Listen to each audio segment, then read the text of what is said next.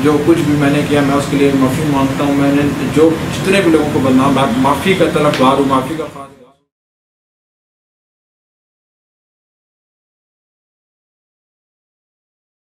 मुलजिम हादी को एफआईए के साइबर क्राइम सर्कल ने गिरफ्तार किया।